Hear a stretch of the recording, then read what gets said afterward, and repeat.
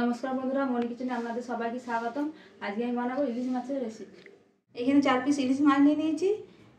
নুন হলুদ মাখিয়ে নেব। দিয়ে দেবো নুন, হাত দিয়ে মাখিয়ে নেব।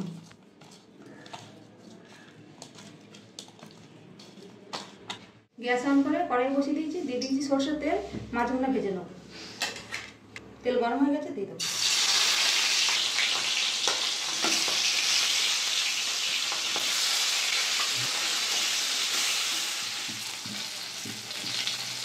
মাছগুলো আমি উঠিয়ে নেব।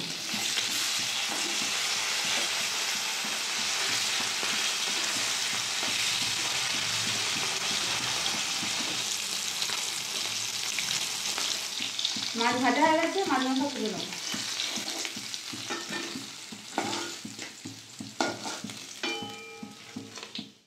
এই তেলের মধ্যে দিয়ে দেবো কালো জিরে,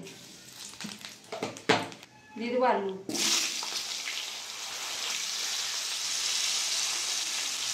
দিয়ে দেবো বেগুন, চেরা কাঁচা লঙ্কা, ভালো করে নেড়ে নেব।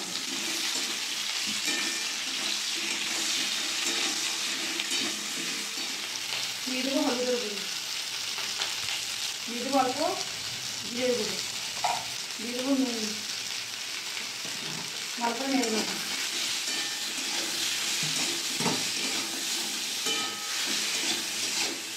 দিয়ে দেবো জল।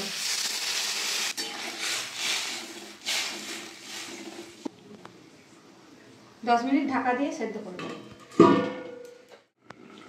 10 মিনিট হয়ে গেছে, ঢাকাটা খুলে দেবো।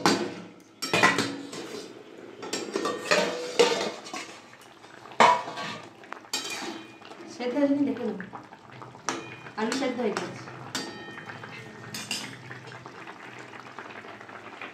ভেজে রাখা মাছগুলো দিয়ে দেবো।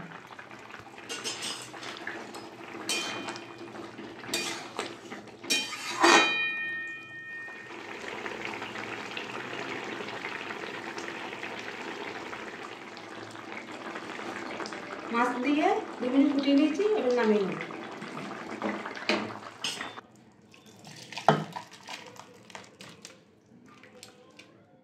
দেখুন বন্ধুরা, আমাদের ইলিশ মাছের পাতলা ঝোল রেডি।